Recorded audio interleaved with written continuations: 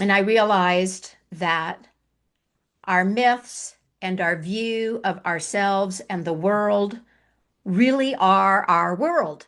Being able to tell someone a story that can then take both me as the teller and the person or the people that I'm telling it to into unexpected territory. I do have opinions about Campbell. I mean, that he's, I think he's still very useful, but I would say the same thing about him as I would say about other thinkers who really belonged to a different century, Mm, who I also respect. mm. Um, Jung, Hillman, Marion Woodman. I mean, there's a lot, they're gone. And so their work is, it's a resource to be mined. It's not something to turn into a dogma.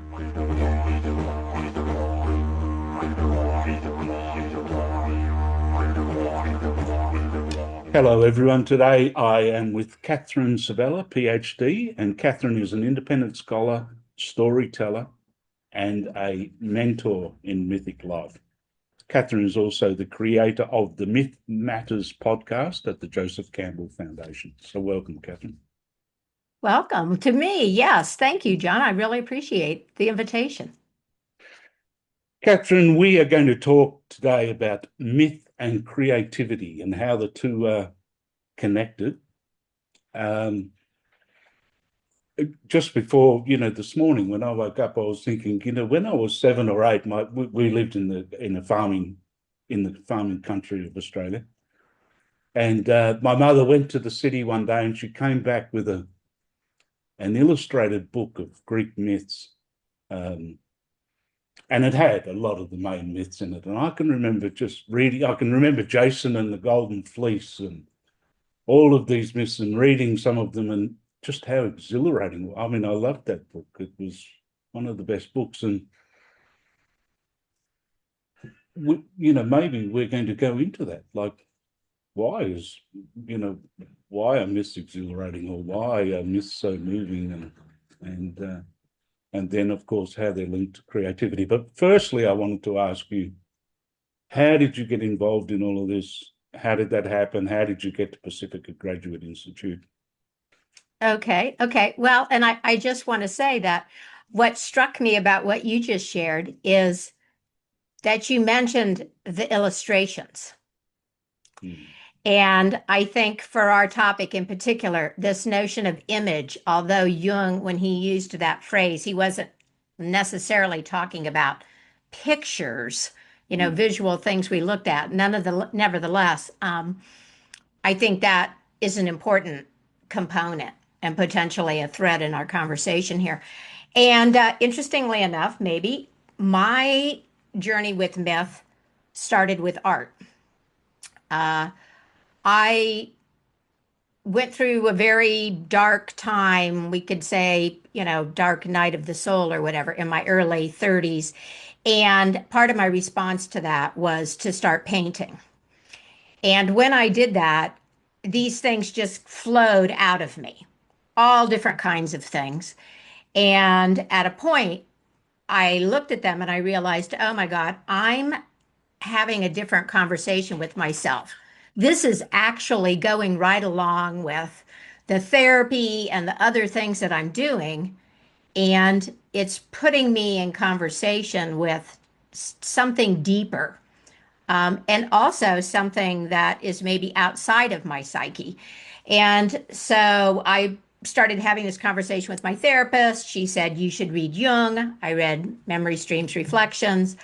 And then ultimately I found James Hillman. I read Women Who Run with the Wolves. And through all of this, I was painting, but now I was starting to see the relationship between the images and my psyche and stories and myth as part of that symbolic language.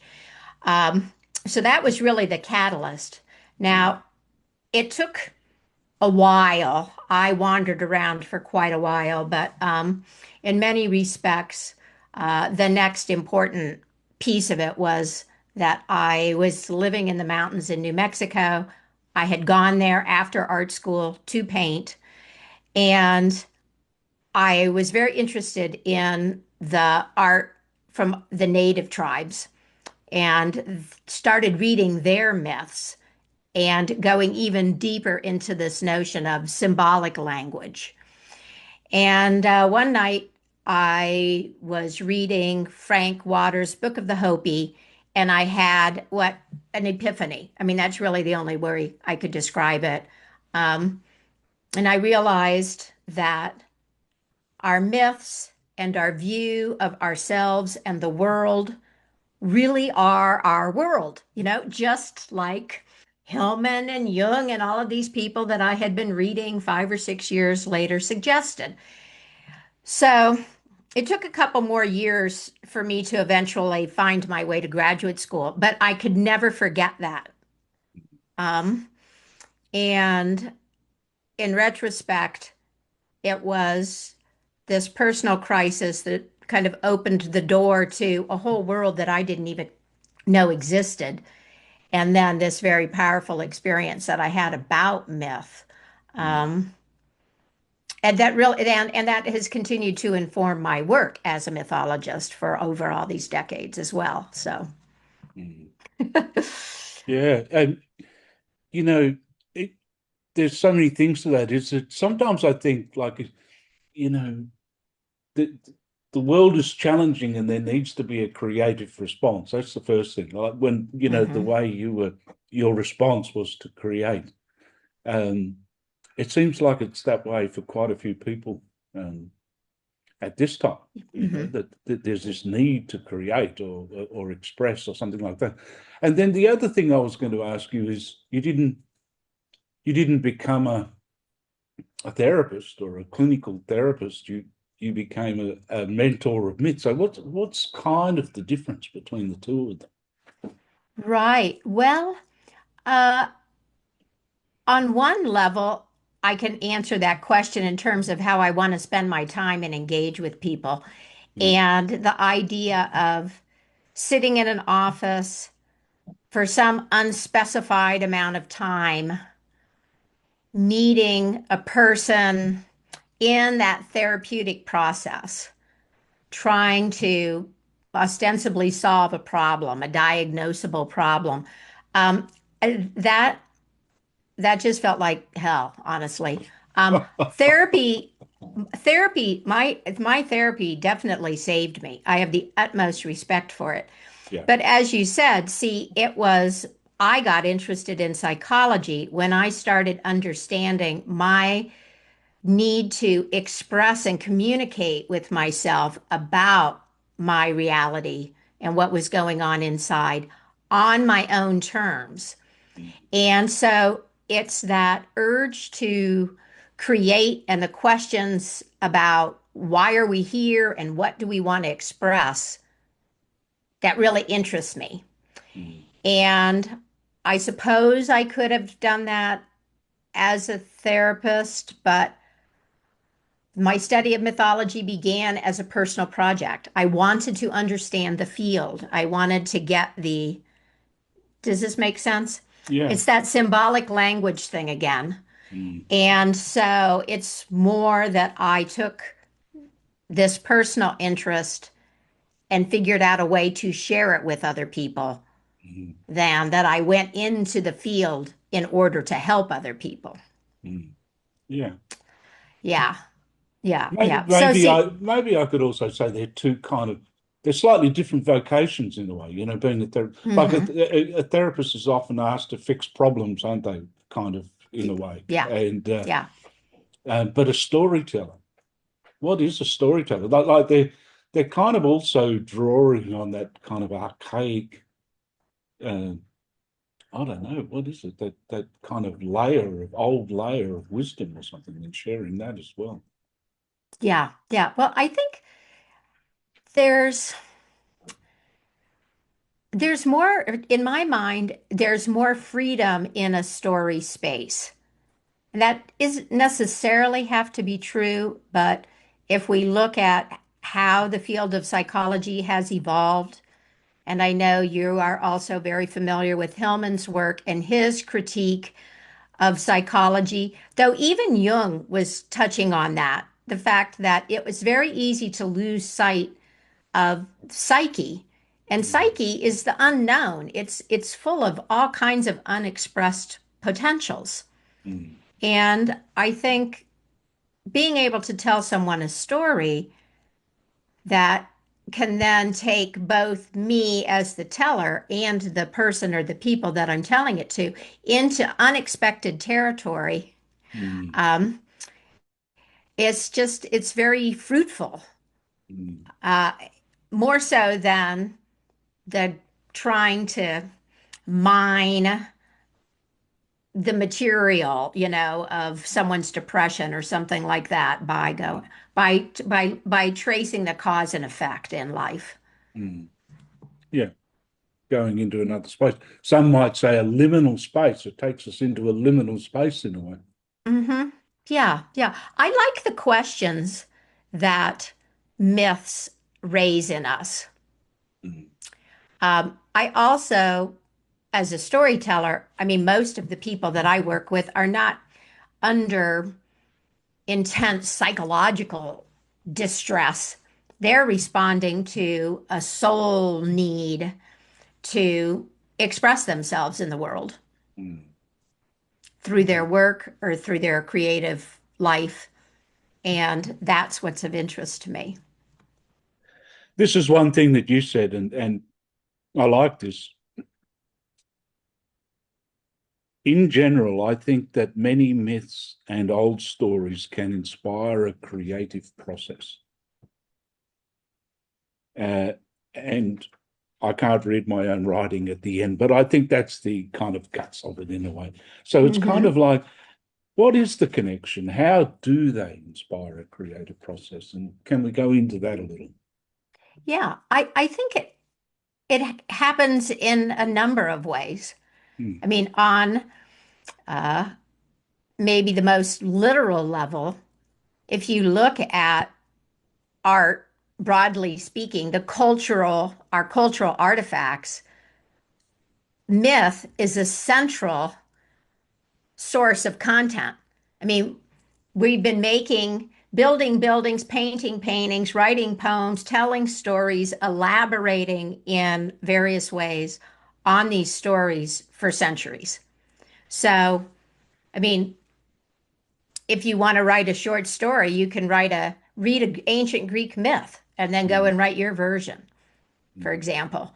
mm, But they also, because they are a symbolic language, because they are full of metaphor, and because they are image based, and those are images that we generally have to fill in for ourselves, they're a great source of inspiration. mm, Because if I read a story and I'm captivated by one particular scene, then if I let that be significant, that can be the catalyst for a lot of reflecting and working and reworking. And the form that that reworking takes would depend on my discipline. mm, A songwriter would write a song, mm, ultimately, maybe. A painter paint a painting. Um, so there's that level too of just myths operating like a poem or anything else where you can feel your way into a fragment and then let yourself be inspired by that. Um, but I also think that myths describe describe the inner workings of our psyche and the processes that we're engaged in. And there are lots of different cycles or processes that we can pull out. Campbell saw the hero's journey and everything. mm, Um, Cycle of transformation. But there's a lot of similarities in those cycles with the creative process. mm, Um, and so you can take your expectations or ideas about what that looks like, what it means to get an idea, what the engagement looks like, what it requires of you, um, and bring that to a story and go, oh, okay, if I read this as a story about creativity. Mm. Sure, on one level, it's a story about a princess, but Yeah. does It's it tell me usually it's anything? it's always about creativity in some way or the other, isn't it? Yes. Yeah, because all of those things are creative acts, right? I mean, Mm. I just outlined them as separate, Mm. but if you go to the heart of it, I mean, we're really talking about the fact that creation is ongoing. Mm. We're in a dynamic universe. We're being made all the time, and we're also making. So, Even going back to Jason and the Golden Fleece, although it's quite, it's in the heroic model, let's say, but chasing after the Golden Fleece is like chasing after that treasure which is hard to attain. And creativity can be a little bit like that. You're after that kind of treasure which is hard to attain. And yeah, you jump on a boat and you go on the journey, and you usually meet many things along the way. But I was yeah, also thinking while you're talking that a couple of things came to mind is that the whole of the Renaissance, which I think Hillman goes into in a lot of detail, but how it came, how a lot of the old myths were brought back to life from Greece and brought into that and translated in the time of the Renaissance, and the renewal that led to, and the themes that re-emerged in new ways that was very important. And the other thing is, there's a company here. There's a company in Australia called the Bangara Dance Company, and it's an Aboriginal dance company. And one of the things that they do, contemporary dance company, but they go back to the old myths, the really old stories, the emu dance or whatever, and then re-express it through contemporary dance. And it's just such a fabulous company. They make such good stuff, and but it's that kind of blending of the old and the new, um, true to the old story, but putting it in that contemporary form, which seems to be such a powerful thing. right, right, right. Yeah, one of the examples of that here in the States is a musical that became a Broadway, multi-award winning Broadway play called Hadestown. Are you familiar with that? I'm not, no, Yeah, Anais Mitchell worked with the myth of Orpheus no. and Persephone's abduction. And it's if you know the story, it's recognizable and the characters that she's using. But similarly, she placed that story in a more contemporary context. So, for example, one of the driving problems that Orpheus and Eurydice face, and that's also part of the dynamic in the underworld, is poverty, which is not a word that I associate with the ancient Greek mythologies. Not to say there wasn't any, but it's a really interesting reworking Mm. that for me anyway, all retained enough of the story was retained to take us to the very beautiful questions that live at the end of that myth. When Orpheus turns around, just as he's about to have brought his beloved back. And why did he do that? And what does that fact that he did that tell us about ourselves and doubt and love and the rightness or wrongness of his quest? I mean, it just goes on and on and on. I mean, So these. what does it tell us, Catherine? Well, I think there are a lot of ways to answer that question. Mm. Um, for me, it has to do with how we can really keep our love for anything alive. It isn't going to be in the literal sense. It's like the poet Mary Oliver said, you have to learn how to love what is mortal and hold it close to your bones, knowing that your life depends upon it. And when it's time to let it go, let it go. And that loss is an inspiration for art that is paradoxically, maybe life affirming. mm, So that's what I take away from that story. mm.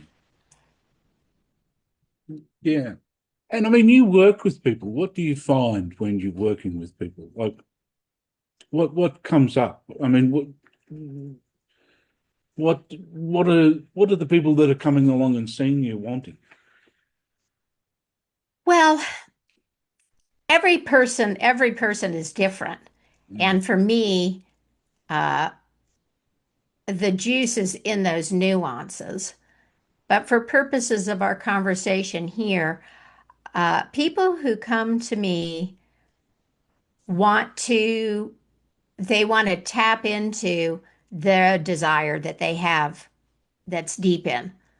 On my website, I, of course, set this up because I talk about paying attention to what rises up in you, famous words from the poet Rilke.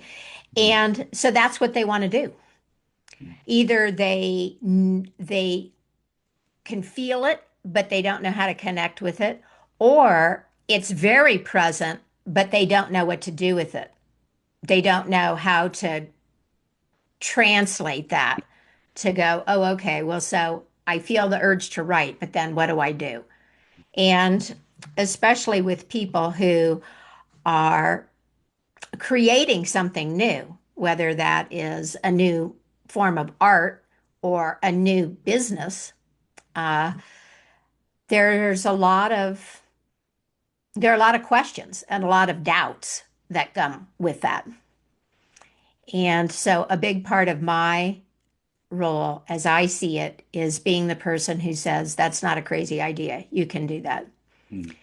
And if you are, if you're struggling, then you're in the territory, the creative territory, because Yeah. creating something new is not easy. Mm. Yeah. It's like welcome to the club. It's Yes. kind of like when sometimes I think, like if I think of when I was a lot younger, and then there's the thought 2021 that I'm going to be creative, but there's kind of maybe some ego or will associated with that that you have the thought and then you can. Whereas now it seems like there's a wind that can sometimes blow through you. Like it's got its own libido, and it's kind of like you'll never like sometimes what I find is that there's an inspiration, a clear Hmm. idea, and then you begin the work and somehow you get lost. You become very you can kind of think, gee, that idea was so clear a couple of days ago when I started on this whole thing, but the whole idea's gone, and then you're in that kind of swampland, and then uh, somehow maybe you get a trust which starts to develop a little more that if you sit with it, it's more of a soul thing. If you kind of go with the whole thing, that somehow the answers will emerge along the way. Yes. That's my experience. Yeah. Mm, Yeah. And so that's why, in my mind, that developing that relationship with yourself, but also with, for lack of a better word, the muse. When I was talking earlier about my story, I said, first I realized that I was doing something new mm, and that I was tapping into something in myself. But then that evolved to an awareness that I was responding to something mm, that we now would call the muse. And I think for many artists and or creative people who really stick with it, that's that's what's essentially exciting about it, mm, is that feeling that you are in communion with something, that it's flowing, that you're channeling something, and you are necessary. mm. You have to be the one, it's coming through you, but You're it's in the not middle. limited. You're in the middle there somewhere, and there's something larger or archetypal, um, which is Yeah, wanting to come through. yeah, yeah, yeah, yeah. And, I think that we can feel it when we look at the creative expression of others, we can feel whether or not that ever happened. mm, I think that's why we say some things have soul and some things don't, mm, even if they're technically done well. mm. Um, Yeah, and that's right. it's the soulful that we really resonate with. Mm, And it's kind of funny that that's what feels authentic and the most true, mm. even though it is not always uh, deeply personal. But we have some kind of, I mean, I've spoken about this with someone else quite recently, I think, but it's there is the inner critic and the the one that wants to do the creative task technically correct, formally correct, Yep. Yep. academically correct. Um, Yep. but it seems to me it's like, someone said, who was it? Rumi, I think, that it's like, it's like a river running through you, which is a joy. It's kind of it's more like if you open up to the river can run through you, which is such a huge joy, right? But there's a difference between that and being this, oh, I've got to get it all correct and I've got to do it right, and um, the perfectionist side of it or something. Yes. Yeah. There is, but there is a place for both of those functions. Right, I think this is where we really get into the difference between art with a little a and art with the big A. right. Um, there's a lot to be said for having the occasional experience of that river and allowing yourself to value that and make that part of your life. Mm, Um, for some people, and this is where I think we start getting into the practicing artist or creative and art with a capital A, that leads to a devotion to the craft itself. yeah, right. And a conversation then also involves the culture. Mm, And so that's where the inner critic, if you can keep it from being the paralyzing force that prevents you from doing anything, if you can get it to wait until it's mm, time to edit or mm, shape the thing, mm, then then you have to have that capacity, to be able to step back and go, is this good or not? Or what am I trying to do? Am I doing this in the most effective way that I can? And I think those are very important creative problems also. But yeah. if they come into the process too soon, then they They, dam up the river. yeah, yeah, that's exactly right. One thing, I was thinking when you were saying that, I was thinking of Clarissa Pinkola Estes. And one thing I loved about her book, Women Who Wrote with the Wolves, it's like something that could be seen as a limitation, perhaps, is her bilingual. She's Spanish speaking and she's written an English book and that. But the way she brought that peculiar part of herself in, that many of the real humorous and highlights of that book is the way she's used Spanish uh, Mhm. um, as an elucidating factor, how she's drawn on her peculiarity. And um, it comes to some language that she's created, which was half Spanish and half English. And then she wrote this book, which is, just was such a fabulous book. Yeah. Yeah. I think that for me, that is what makes it feel like I'm having a conversation with someone in particular, a particular storyteller, a particular woman with a certain life experience. And that she had so much that was useful to say Mm, was really a beautiful gift.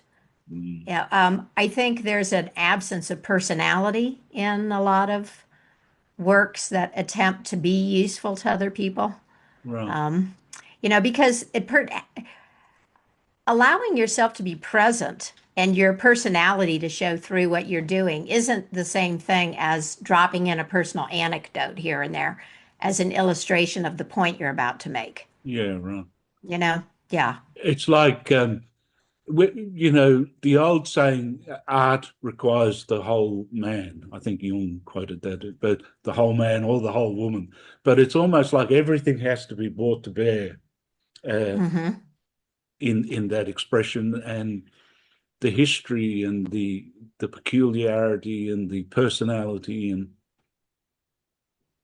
Yeah. and then it communicates at some deeply um, at some deeper level, it seems. Right, right. And I mean, her book ostensibly was about reconnecting with your instinctual self, with your wild self, with your free self. Um, but if you think about what the end result of that would be, uh, it's about being your weird self, Yeah, like yeah. being who you really are. And so she she modeled that. Mm. I mean, part of the unwritten subtext of the book was, Mm. you know, She here I am. she's an unusual creature, Yeah. and but a very likable unusual creature, and she also happens to be a PhD, so she's kind of Yep. grounded in the knowledge of psychology and myth as Hmm. well. Yeah. Yeah. Yeah. But another thing that I appreciated about her is how wide ranging her story selection her is.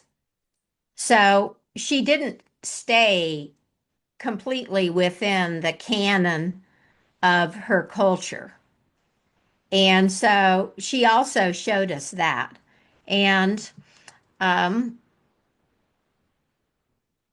I think that's important because how we do that, how we allow ourselves to investigate and find and develop personal relationships with stories that were told by people who had nothing to do with our ancestors, Right. and how that can be done in a way that is respectful of the story and also of the traditions and all of. I think that's part of our conversation right now, and on from a personal psychological perspective, but also the ongoing question of where's the new story, and our quest for a myth for this time. Um, but it leads to something, when Jung used to ask, what is your myth? So there's the idea that maybe like each person has got one myth, which speaks to them more, but then it's not, maybe you've got many. I mean, do you have one that speaks to you more than any other? Well, I have favorite myths and myths that I have turned to more often than others in my own personal work and response to my life. However, I don't see those as being the myth I'm living in the way that Jung talked about it. Um, I think I'm not saying that it can't ever work that way, but as I've been living into this question of, well, what is that? What's my myth? Uh, it seems to me that it's less about finding a myth out there that resonates with you and then going, oh, okay, I'm now going to understand my life by mapping it on this existing story. And more a matter of noticing what you've been noticing and responding to and doing all along, and seeing that as having a mythic quality. Um, you know, so in that sense, we're expressing our mythic identity and living our story through all kinds of things that we do. Mm. And that the shift involves lending things significance that we're usually not encouraged to see as significant, and also entertaining the questions of how much we can control we actually have over these things and whether or not we're in a larger conversation. I probably use this word conversation a lot because it's one of my central metaphors. It's part of my personal myth. I can't tell you which one, but that's the that yeah. Does this make sense? Yeah, Um, I get what I get from you is maybe, well, we could become a little bit literal about it, couldn't we? And just hang on to one story, Orpheus, the Orpheus myth or something. But it seems to me what you're bringing up is a mythic sensibility, um, in the widest sense, mhm, and how eclectic that is in a way. mhm. How many different themes there are to that. That seems to be what's coming through.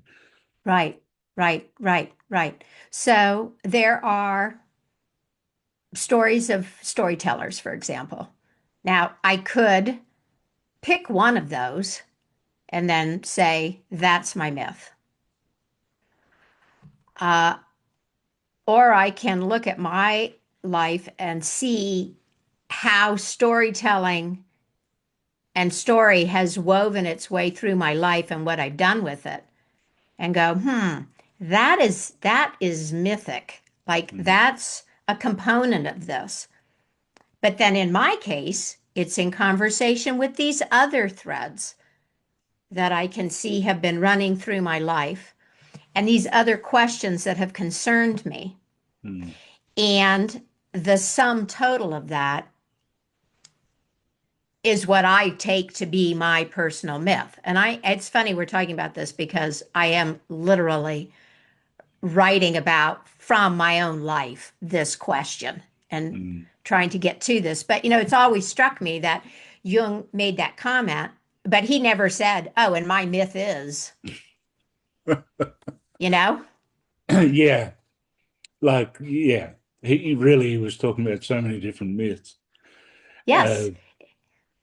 Yeah, yeah, yeah. And the way I receive him, and other people can have different opinions, but it seemed to me that uh, he felt that he was investigating questions about of God and the mm, religious impulse and personal experience versus dogma, mm, and so maybe he would say if he were alive, oh yeah, the heretic was one of my archetypes.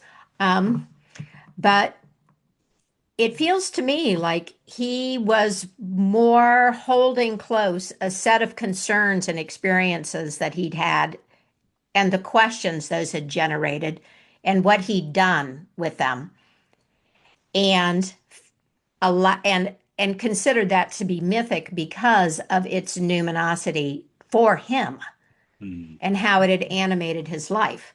Yeah, Not even necessarily made it meaningful, yeah. but yeah. But having said all of that, which are the ones you go back to again and again?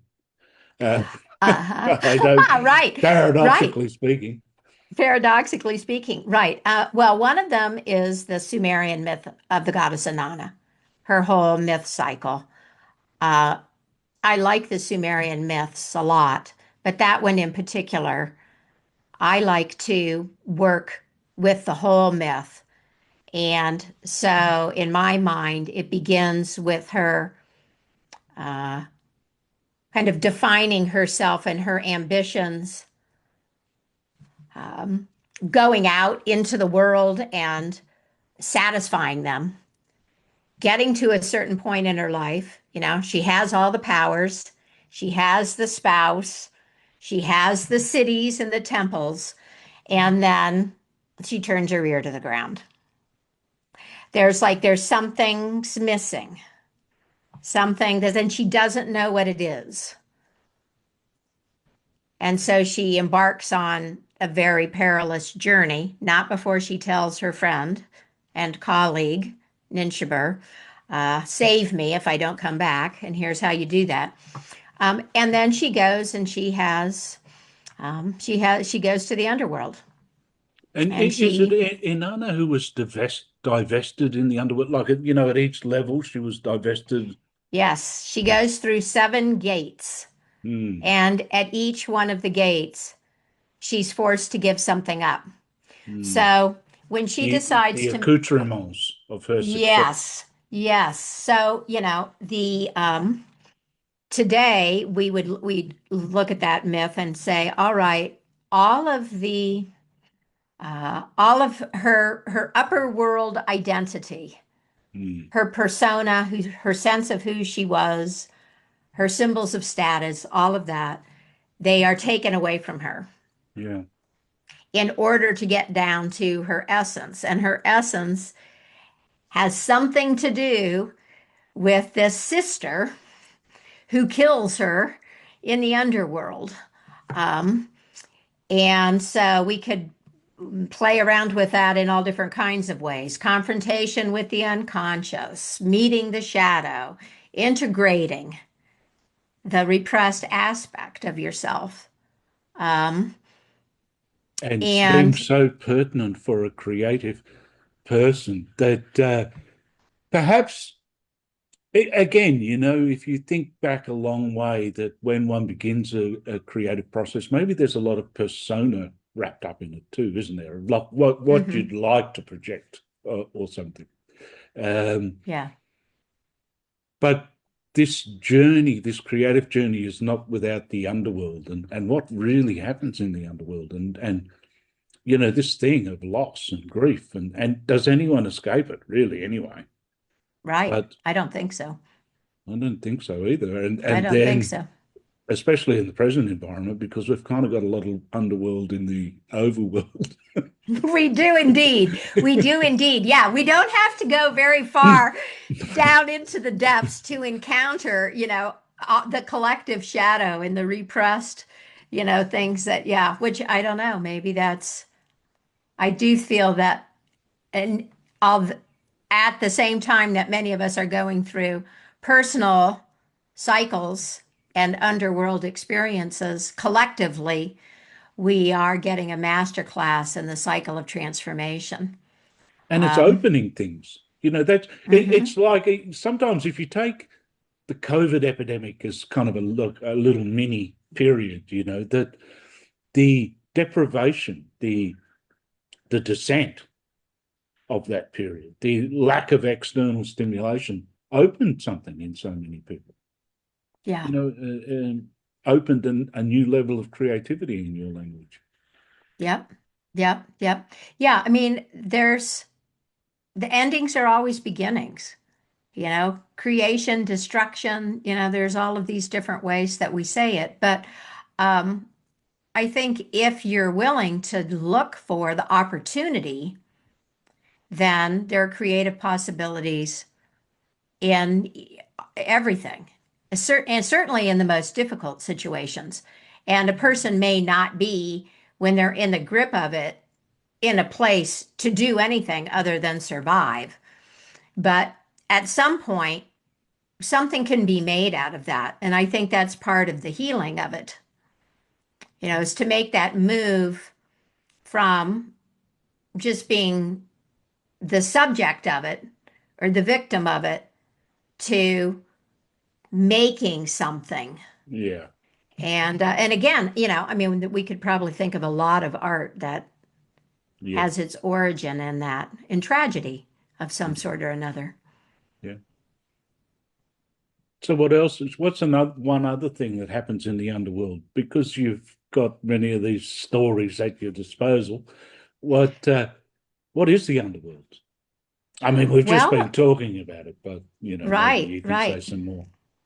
right. Well, it's been thought of in a lot of different ways. Sometimes literally under a way. Sometimes we still call it the underworld, but in some mythological ideas, it's just beyond the edge of what we know. Um, it's like, oh, if you get to the end of the world, what's there? Right. The underworld. Is it under? Well, maybe, but maybe it's over there. Um, so I think when we're talking about the underworld, we're talking about a place that is unknown and unknowable and usually hard or even impossible to reach from this state of life. And whatever life there is there, it has a different nature.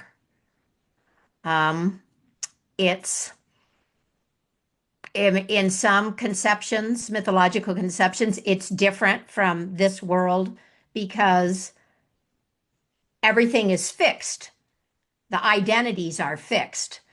So in the Greek idea, one of the sad things about dying is that whoever you were and however were going to be remembered at the point that you died, that was it. You couldn't evolve. You couldn't become anything else. You couldn't acquire more honor. You were just, that's it. Um, but then there are other ideas that dissolve the whole notion of identity altogether. And I think that's a lot of what we're afraid of. One could argue that the Christian mythology, for example, with the notion of heaven and hell, and that one of the fears that's trying to assuage is um, that loss of identity. So in the Christian mythology, you don't. You stay who you are, and if you're good, you go to the good place, and if Mm, you're not, you don't. mm, And it's a place of torment. mm, But usually the underworld isn't a hell, it's an unknown place where life is different, mm, if there's any life at all. mm. Though in the Sumerians, one of the reasons I like the Sumerian myths is because they drink a lot of beer in the Sumerian myths. That's how Inanna gets her powers. And one of their descriptions of the underworld and It why sounds very Australian, to be honest. why it's a terrible place is because it's dry and there's no beer there. Now that does sound like hell to me. But yeah, Mm. yeah. Well, Catherine, I mean, just getting on to maybe another topic there for a second is Joseph Campbell, the hero's myth. Like I was Mhm. speaking, I think we spoke about this before when we were talking about the podcast. I spoke to someone not so long ago, and they said to me that they don't really, her and her friends don't really get into Joseph Campbell much anymore because, the heroic myth and, the heroine's journey by Maureen Murdoch may be more pertinent or whatever. So what do you think? I mean, you're running the Myth Matters podcast at the Joseph Campbell Foundation, so you might have a few Well, thoughts on this. I do. I mean, just to clarify, my podcast is part of the Joseph Campbell podcast network, but it's not associated with the Joseph Campbell Foundation beyond that. Right. So the Joseph Campbell Foundation does have a couple of podcasts that they produce that are a little bit more focused, at least one of them on Campbell, Pathways to Bliss, I think it's called. But they also have another podcast, Hero with a Thousand Faces, where they interview a lot of different people who are in the myth field in some way or another. Um, I do have opinions about Campbell. I mean, that he's, I think he's still very useful, but I would say the same thing about him as I would say about other thinkers who really belonged to a different century, Mm, who I also respect. mm, Jung, Hillman, Marion Woodman. I mean, there's a lot, they're gone. And so their work is, it's a resource to be mined. It's not something to turn into a dogma.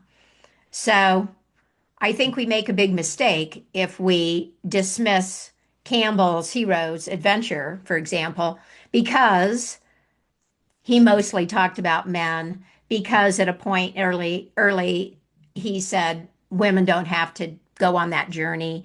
I think it's more useful, first of all, to look at how resonant that idea has been in the culture. And think about that. Why is that? I think it continues to be important for a lot of reasons, some of which I don't appreciate too much. Just it's a handy commercial uh, plot line, set of plot lines. But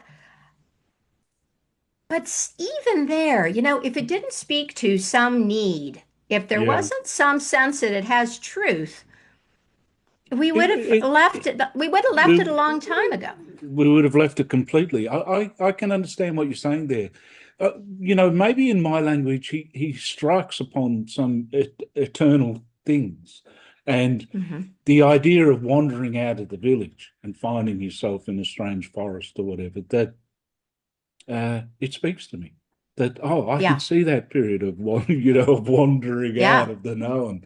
And but then I can also see the problems with the what is it, the hero, yeah, the I think Hillman said, her, the heroic myth has passed, and even Hercules had to, you know, serve a Lydian queen and spin and weave his female soul or something. So it's kind of like there's some problem with this attitude towards the hero, let's say, or the heroic right, attitude, or well, right, right, it's not right, enough by itself, let's say.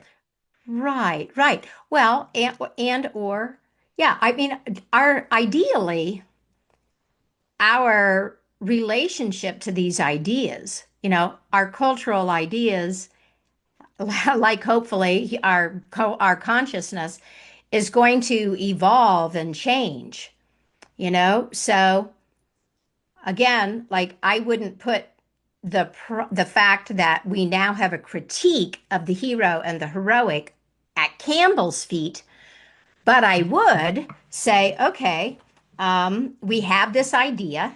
He gave us this idea. It's obviously been very potent. Now we've been with it long enough to go, wait a minute. Is that really how it works? Is that really how it should work? Um, where has that idea taken up an occupancy in our collective psyche that is not useful? I think that is a very productive conversation. And I think that is part of the heroine's journey thread, you know? Um, And so, what is that thread? What is that thread bringing? What is it communicating? well, I think that the Campbell initially said women don't go on the hero's journey because they already are in possession of an awareness of life and or they're the prize. I mean, I'm generalizing here. There's more nuances to it, but that's basically it. It's basically like you don't need to grow psychologically and you're the end point for men. Well, you can see how while that might have satisfied some people at some point in history, that doesn't work now. Mhm. And it's fundamentally not true. It isn't true that women don't grow psychologically. Even Emily Dickinson grew psychologically, and she didn't leave her house for 21 years. So, um, so, I think so, just one thing about Cam. Sorry to interrupt there because no, you're go on a ahead. roll. But one I thing know I that's think why. it's important to remember about Campbell is that his whole studies began, or I think it was even his thesis, his PhD, was on the Grail myths and the courtly romances and stuff like that. And he was very taken by that time of so he elevated woman, or he elevated the feminine actually quite, but she was right up there, you know, which it's another period of time, you know. Right, right, right, right, right. And the thing is that, I mean, yes. And so, he, in a weird way, Campbell was more feminist than many men in his generation. But the point is that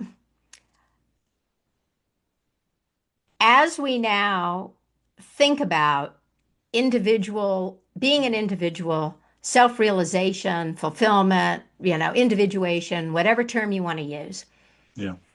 essential to that is the right to define yourself. And when you step into that space, it doesn't matter if somebody else wants to say, oh, you're great for these qualities or whatever, Yeah. because you still don't have the right to decide for yourself who you're going to be, why you're valuable. You're still dealing with somebody else's standard. Yeah. And although I can't think of a place where I've heard that said uh, in feminist literature. That's how I would describe the problem. And I think that's where we are right now. And why this question of, well, what's the heroine's journey and the growing critique from women of the heroic has been building for the last, 50 years, 60 Mm, years. mm, Um, because at its heart, it's like, well, I don't, I don't want to be the prize. I mm, want to, I want to have the experience mm, and I want to tell you my story, mm, what I did, how I saw it, and who I became. Now, women are really interesting in that critique because we do have a different experience, mm, because we live in a world where we're acted upon and controlled by men mm, in particular ways. And there are different expectations of us and what our life is going to look like and who we're supposed to be. mm. Um, It's so like I remember Jung saying even good things turn bad when they're turned into a dogma. It's like there seems to be this human trait of like even a story can be dogmatized or become formulaic or like there needs to be creative and destruction and creation going on all at the same time. And there's no, again, I think Hillman might have said this, there's no creation without destruction. It's like the old has to be destroyed for the new to come through. right, right, right. Well, and I think it also goes back to this mythic sensibility. It's like, Mm, are you living and your life and also interacting with what we've identified as being the myths with an awareness that they are um, alive and things that we are constantly interpreting and that are composed of metaphors that ultimately, connect us to things that we don't know and that we can't express any other way.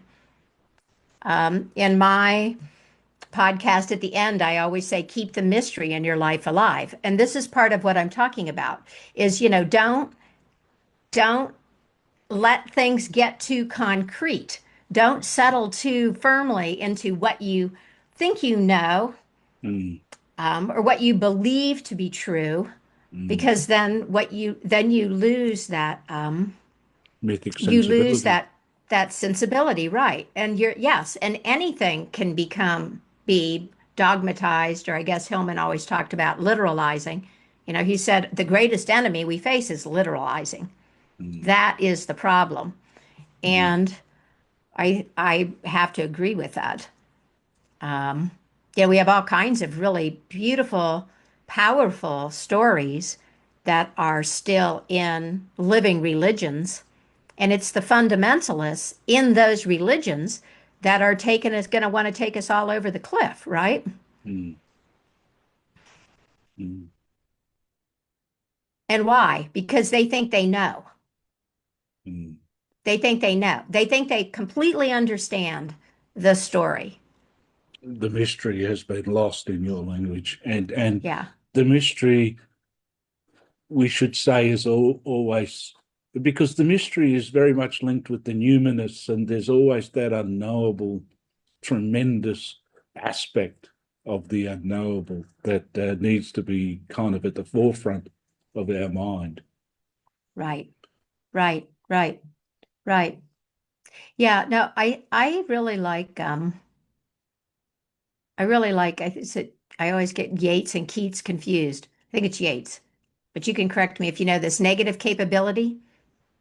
No, I don't. Well, Yeah. Well, so I love this idea. He said basically, it's not like forget about belief. It's not that you need to believe or disbelieve things. It's more a matter of not making that decision. It's like don't prejudge what you don't know. Just kind of stay open. And that doesn't make you gullible. It doesn't mean that there's no place for skepticism. It just means that, if somebody tells you a ghost story and you've never had any experiences with ghosts, you don't have to suddenly believe in ghosts and buy their story and their book. But why would you say there's no such thing? Because you don't have any idea. mm, And so that's kind of my posture. And I feel like that's very useful way of thinking about this mythic sensibility. Part of this mythic sensibility also is, yeah, because in uncertain times, it's also a little bit of human nature to want to grab hold of certainty, isn't it? It's yeah, uh, um, maybe makes us feel a little better in the short term, some certainties, but at the end of the day, they're not what they're cracked up to be. right, right, right. And somehow we should be feeding more off uh, that sensibility of the numinous is the only word I can think of for that. But it's kind of like that. That's the food source. Right, right. And the thing is that there are some things that we can be certain of, but we don't seem to spend much time contemplating those certainties and letting them inform our lives. You Like, know, like I know the sun's going to rise tomorrow. I know I'm going to die. And and you know those, you have to pay taxes. Sorry, I just need to yeah, remind you. I know you couldn't resist. I was going to, but yeah. So, so I mean, if we want certainty, and I agree that we do, and I think that one of the engines that's driving all of the conflict and the increasing cultural chaos is that we're in this spiral of uncertainty. It's like the more things fall apart, the more we're like looking for things, and the more people are grabbing onto things, and then that's causing more chaos because it the people who aren't grabbing it are arguing with the people who can see it's not worth holding on to. But what if we went, well, there's only two things we know, or three, as long as we keep up with the tax code. Um, you know, could you imagine if we all really stopped and took that in? We're like, I mean, I could imagine that would usher in maybe a conversation about values of the type that we actually need. Mm, Because a lot of the chaos is it's in the realm of ideas. mm. Yeah, it's like a Is it? radical openness, but I don't know, but it's like there's a strength in that openness, if you ask me. But I think so. I also want to say that, where something I've been thinking a little bit lately is that ideologies on the other side are a little bit like mini religions as well. Ideologies are certainties or Hmm. formulaic or can be. So it's kind of like, whilst you have two sides arguing against each other, sometimes both sides are very influenced by um, sets of beliefs. Yeah, yeah, Mm, yeah. No, I think the problem has a lot to do with how we think about things as much as it does what we're thinking about. I totally agree. I mean, at this point, well, I think of ideologies as almost being like intellectualized, unrecognized psychologies. I mean, what drives them? It's like, and there's as much judgment and assumption on on either end of the spectrum. Um, the Because demonizing. sometimes religion has been thrown out. Like if we take a real Karl Marx Mhm. left idea, and how diabolical religion is in some senses, but then if someone's into the work of Jung, then maybe I detect a big part of Jung is the religious impulse, the religious attitude, the religious instinct, Yeah. and it's kind of like the baby can be thrown out with the bathwater over, there. So it's kind of like it seems like such an essential thing for me in life, that Hmm. aspect of it. Yeah. Yeah. Yeah. No, I think I like to think that we have kind of a unique opportunity at this point in history to um, appreciate the kinds of truth or meaning that we get from our different approaches to the world, the scientific, the political, the mythological, the religion, and to stop insisting that there's just one, Mm. that, Which um, is what you're all about, really, isn't it? yeah. I mean, it's like we went from belief and believing myths to deciding, well, those didn't create a moral world and they're superstition, and so we should get rid of all of that. And so we have the rise of the scientific method, which over time, separated from religion, although it was originally also a religious enterprise. And then now we have materialism and scientism, and oh, well, if you can't see it and measure it, it doesn't exist. Mm. And that is doesn't fit our lived experience either, Mm. And so how about, and Campbell actually, this is another thing I like about him. He wrote about this, I think, very eloquently. He talked about the fact that these things they talk about, they're geared towards different aspects of life. And they fulfill different needs. In his Mm. mind, the mythological is where you found truth because truth endures. Mm. So it's like, as long as we maintain the flexibility in our approach, read Mm. them metaphorically Mm. so that they can continue to evolve along with us, Mm. they tell us something about ourselves and what we need Mm. and what we go through. Mm. Science, on the other hand, he said, isn't about truth. It's because the truth is always evolving. Science is supposed to be an ongoing exploration for knowledge Mm. of things primarily in the outer world. Mm. And see, that just makes a lot of sense to me. And I think that if we would stop trying to satisfy all of our needs in one paradigm or the other and stop manufacturing the opposition between the two of them, but rather go, this is great. We have this language for this, and we have this language for this. And we also have all of these other sub languages for the various disciplines that we have created. Taken together, um, do they satisfy us? And the invisibles and the eternal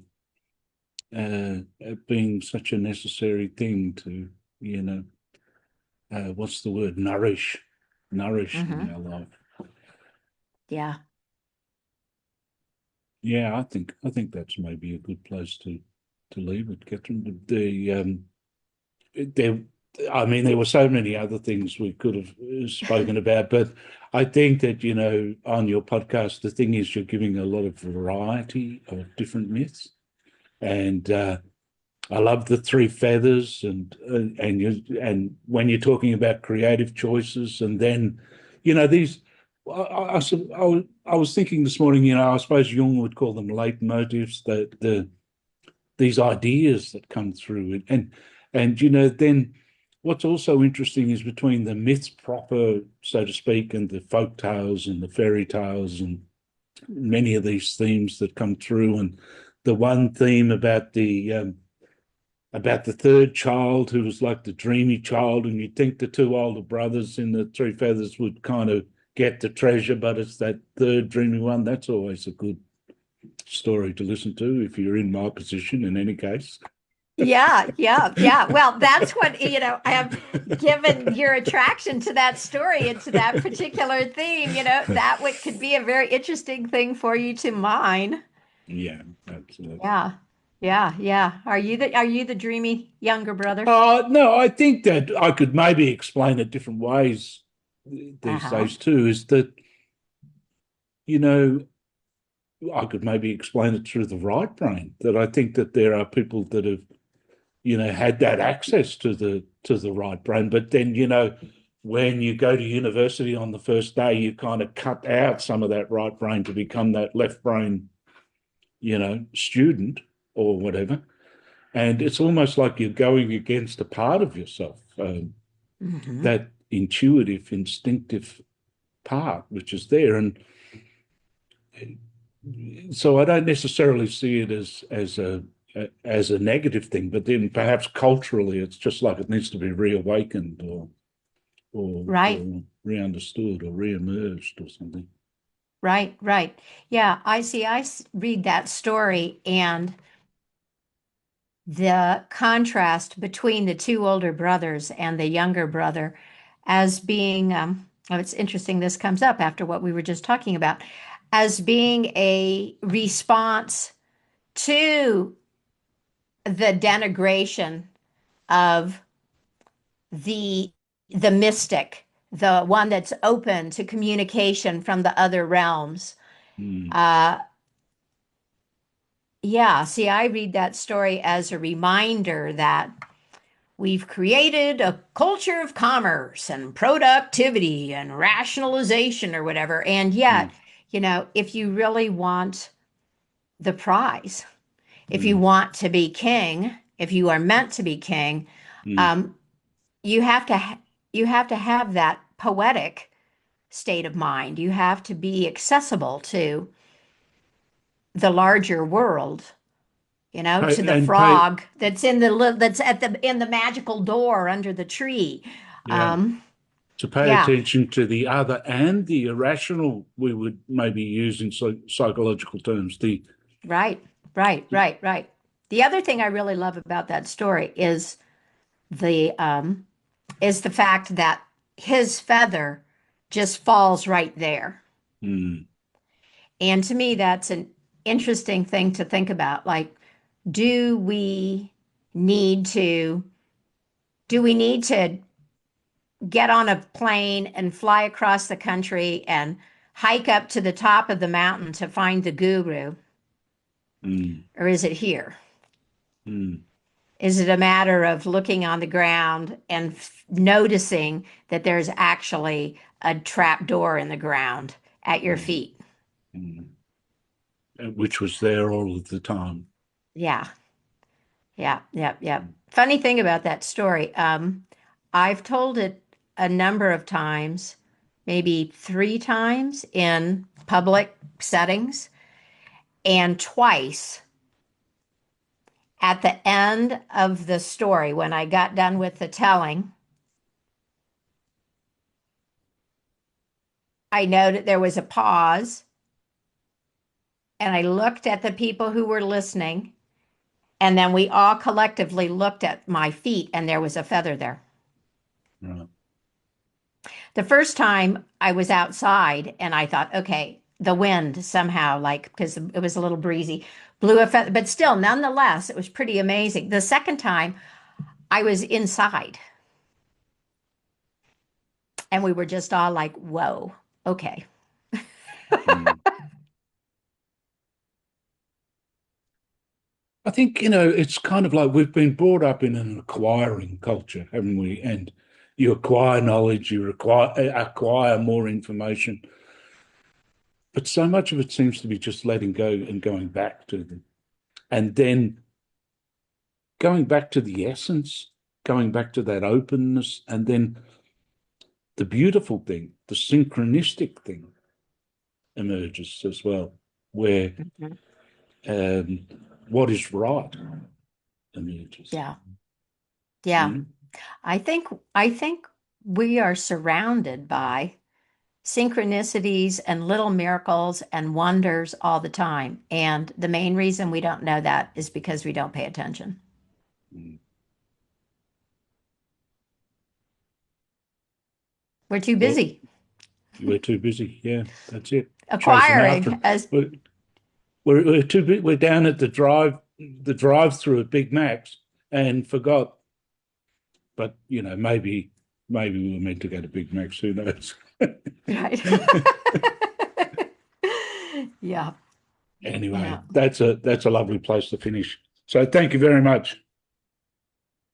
You're welcome. My pleasure.